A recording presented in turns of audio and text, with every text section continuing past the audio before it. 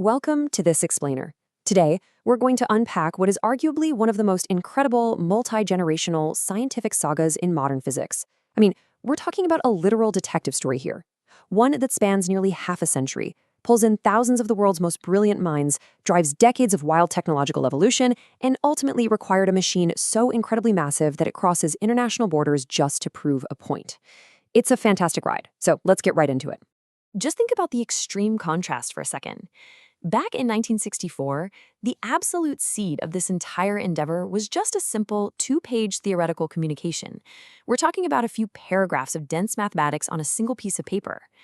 Fast forward to 2012, and actually proving those 2 pages of math required building a 27-kilometer tunnel buried deep underground.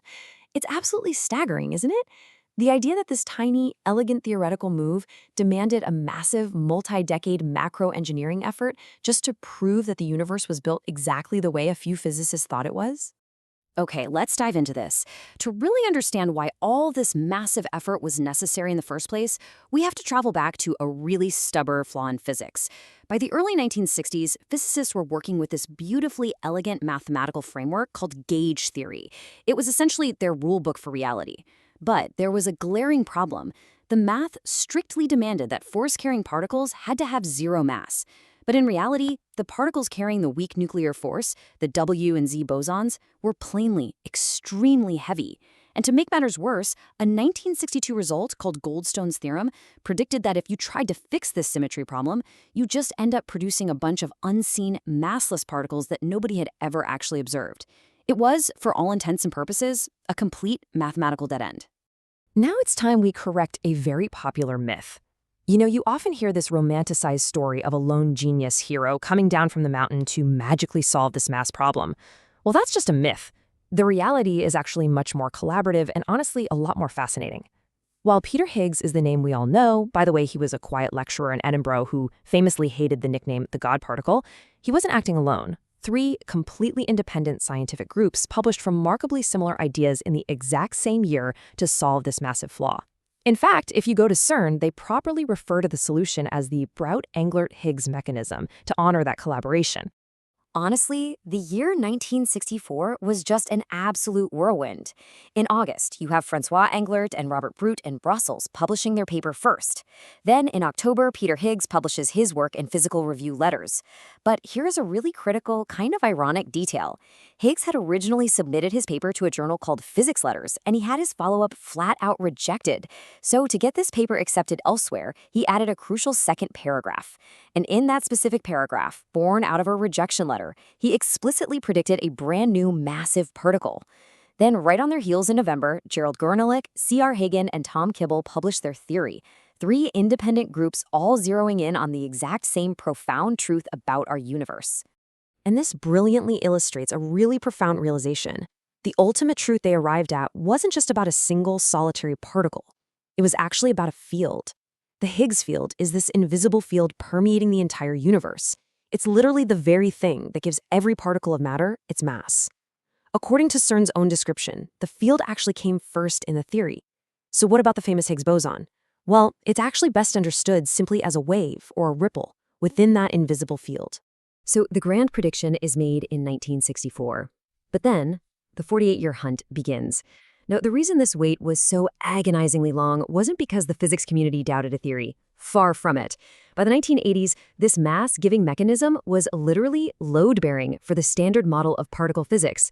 If the boson didn't exist, the entire theoretical edifice that scientists had built around it would just crumble and need to be completely replaced. The excruciating problem was that nobody knew the exact mass of the boson itself, which meant they didn't know exactly how powerful of an accelerator they needed to build to actually find the thing. 1 in a billion. Seriously, let that number sink in.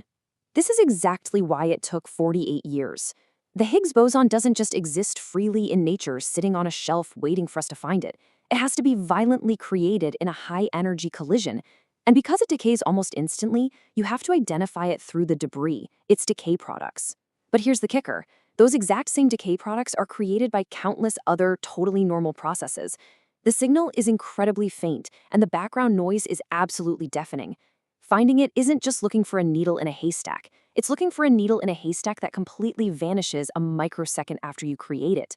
According to CERN, the Higgs boson appears in roughly 1 in a billion collisions at the Large Hadron Collider.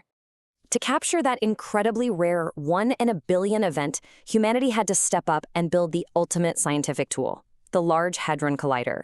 We're talking about a 27-kilometer circular tunnel under the Swiss-French border that finally began running in 2008. Inside this behemoth, they built two massive house-sized detectors called ATLAS and CMS. And crucially, they were designed entirely independently. Why? So that a discovery by one could be rigorously, objectively cross-checked by the other. So you see, this 48-year gap wasn't just empty time. It represents the grueling, day-in, day-out work of thousands of physicists and literally decades of unprecedented accelerator engineering. Which brings us to the historic summer of 2012. By late 2011, both ATLAS and CMS were starting to see some really suggestive hints in the data. In April 2012, they restarted the collider at slightly higher energy. The tension in the scientific community was just palpable. Everyone was holding their breath. Finally, on the morning of July 4th, 2012, at a curtain raiser seminar at CERN just before the major ICHEP conference in Melbourne, they were ready. Both independent experiments were seeing a clear, undeniable signal at a mass of about 125 to 126 gigaelectron volts.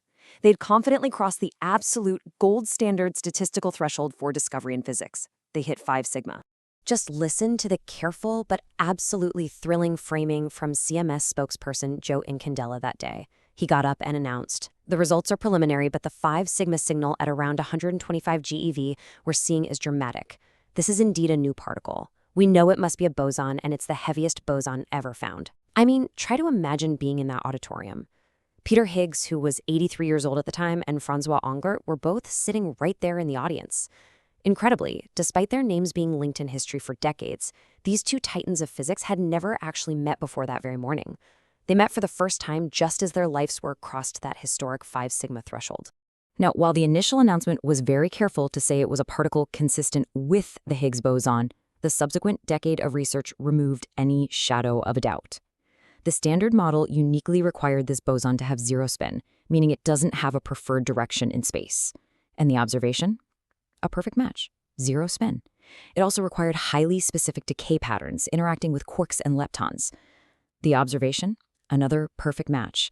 This rigorous, undeniable confirmation earned Peter Higgs and Francois Englert the 2013 Nobel Prize in Physics. Very sadly, Robert Brout had passed away in 2011 and couldn't share the prize. But the Nobel citation made sure to explicitly honor the monumental achievement of the thousands of scientists working on the ATLAS and CMS experiments.